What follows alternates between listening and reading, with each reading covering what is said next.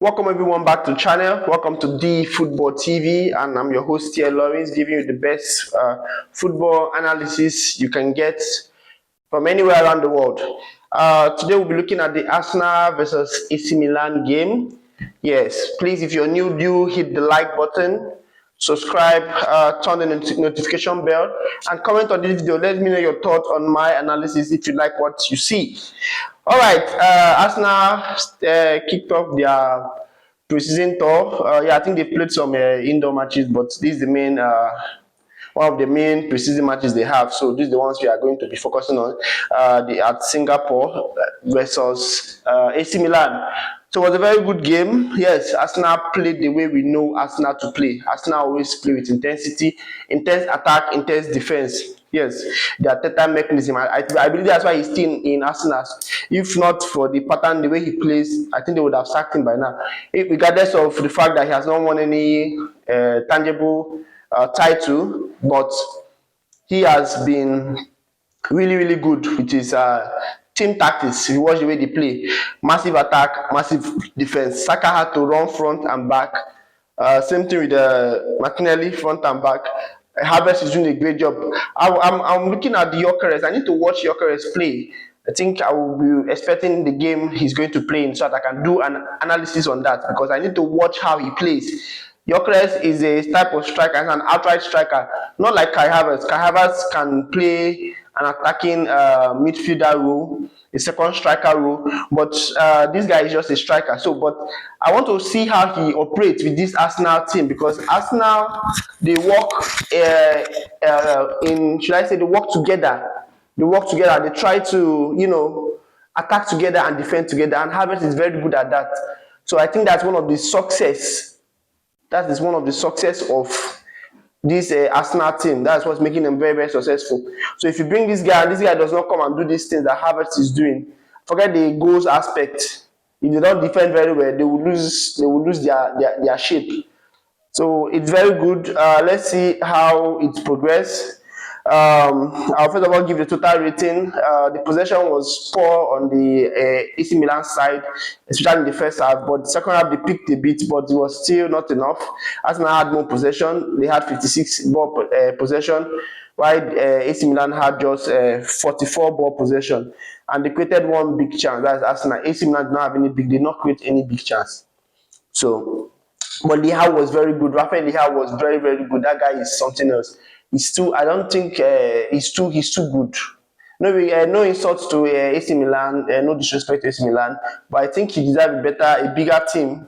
He can play for a bigger team and win. I don't even know how much he's worth when it talks to transfers. I think a team can just go and pick that guy.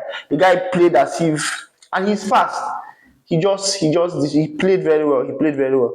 All right, then. On the passing, Arsenal had more passes. I think they 440 passes, 90% accurate. That is pass accuracy. While these other people had 87. The passes were not too. There was no much difference. Fouls. Arsenal committed 9 fouls. Arsenal and fouls. There was no card in the game. Yes, if it was a Premier League game, I know they would have collected at least 6 out of the 9 would have been carded because of the type of fouls they play. Even the AC Milan played some fouls too. Yes, they played, I think 8. They got 8 fouls too. They were rough. I don't know why they were so rough. Arsenal is also a team that is rough, and Arsenal rough is rough that they commit when a team want to counter attack them. When they attack together, there's a very big chance of counter-attacking. That's the downside of it. And when the team try to counter-attack them, they start fouling. That's what saw Arsenal got 3 of the red cards they got last season was because some teams tried to counter-attack them and their defenders had to foul. Lewis Kelly twice, and wait again. Yeah, there's another player that did that. I can't remember, but I'm sure of 3. I don't know if there are more, but I'm sure of 3 trying to counter attack, and then you stop them with foul. Yes, like what Zinchenko did against Leao. If you saw the game, and Carofleury did the same thing. I think it's against Lotov Czech. but it's really not something you do in the Premier League, because you get carded and before you know you're getting red card. So I hope that's not the leg Arsenal is bringing this season. If they bring that leg this season, they're not going to like what they are going to see. Yes, even second will be far away from them, so they should better sit up. All right, so on target shots, Arsenal had more on target shots. Of course, they were very, very much attacking, so they had more on target shots. Pulisic, I didn't really see his game today. I don't understand his game at all. I don't think he's the player we used to know. Christian Pulisic, he played. Chukwueze played to Chukwueze. Nothing. There was no impact. Only person I would pick out from that team was Liao. Liao was so good, and Loftus-Cheek. Those two were just on point. Then Saka for Arsenal. Saka looked very good, very, very good. I feel the injury is still having effect on him, but he looked very, very good, and he's really, really, it was really, really impressive today. Same thing with Trossard. Trossard was good, and this is the guy you guys want to say. Arsenal fans, they want to say Trossard. Trossard was very, very good. He looked very sharp. There was a run he made. He cut in from the left and he entered the box, and they gave him the pass. Just that the keeper was alert to it. He was very, very good today. Martinelli, Martinelli tried. There was a time he's supposed to give an assist and he shot. I think he's trying to prove a point or something. They should watch out for that, because Salah and Mane was the same thing, and Liverpool had to sell one.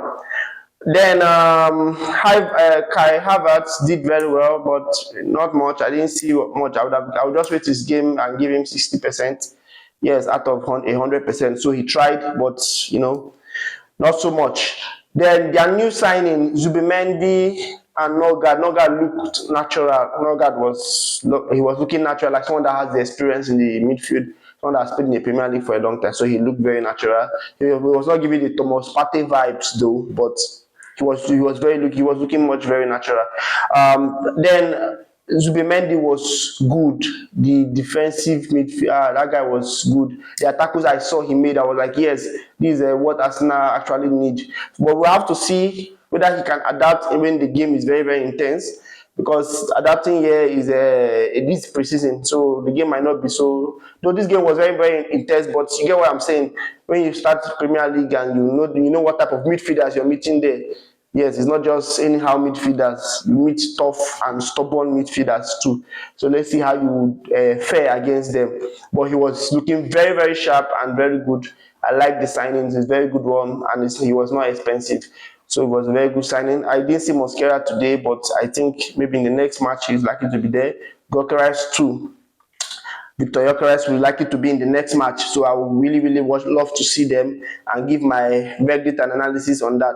Yes, the game ended 1-0. Arsenal won, so which is a very good one. They needed to win. In fact, they need to win all their games, but 1-0 is not a good win. To me, I thought I was looking at least 3-0.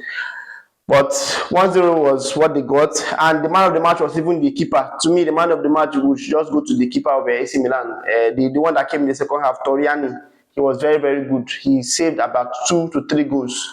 Very, very good, and was very alert. So I really, really love the keeper. And I heard they just signed him from Torino. So he's a very, very good keeper. The penalties, though, I think the penalties went to AC Milan 6-5. Arsenal missed 4 penalties.